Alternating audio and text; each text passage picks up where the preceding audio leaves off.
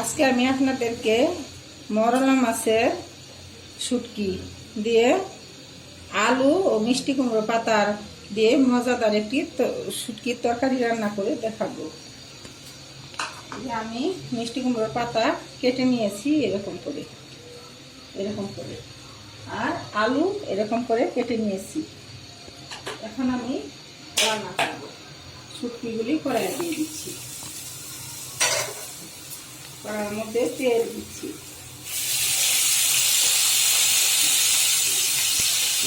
সামান্য লবণ আর হলুদ দিয়ে শুটকিটা ভাজবো।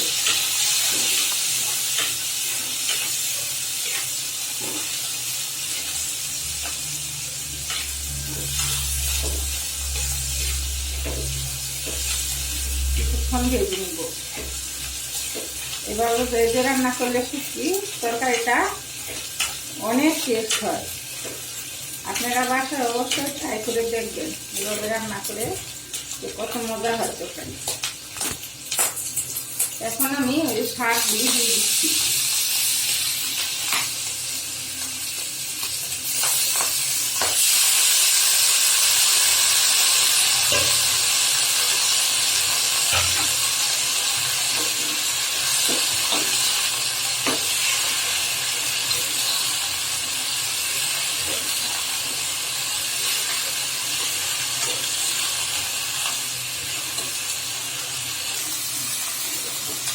এভাবে নেড়ে দিবেন। আর এখন আমি আলু কেটে রেখে আলুগুলো দিয়ে দিচ্ছি। আর এখানে আমি পেঁয়াজ আর রসুনের চার কোয়া রসুন কেটে নিয়েছি আর 3টি ছোট ছোট পেঁয়াজ কেটে নিয়েছি।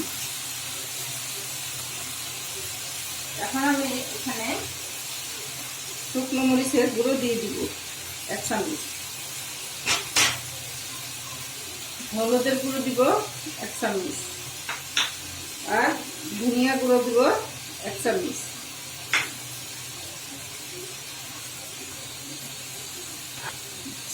চারটি কাঁচামরিচ দিয়ে দিচ্ছি। অটো করে দিন, যে যেমন ঝাল খান সেরকম দিবেন। আপনাদের ঝাল আপনারা কমও দিতে পারেন, বেশিও দিতে পারেন। আমি একটু বেশি ঝাল খাই, এই জন্য বেশি করে মরিচ দিয়েছি। এভাবে নেড়ে সবগুলি মশলা মিশিয়ে দিবেন। এটার মধ্যে আমি আস্ত রসুন কেটে ইউজ করেছি, এর জন্য বাটা রসুন দিইনি। আপনারা কাটা রসুন রান্না করবেন, শুটকির তরকারি খুব মজা হয়। এতে দিলে এটার স্বাদটা আলাদা হয় আর এটার স্বাদটাই আলাদা হয়। দুটার স্বাদ 2 রকম হয়ে যায়। এখন আমি পানি দিয়ে দিচ্ছি। এভাবে আমি 15 মিনিট রান্না করব। এইভাবে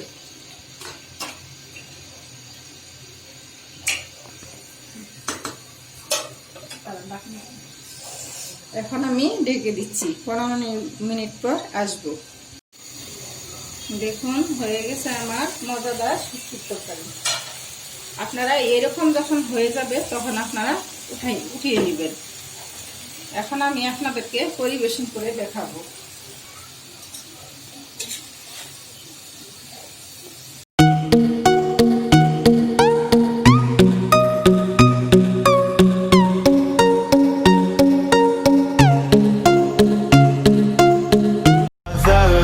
Caught in the crossfire.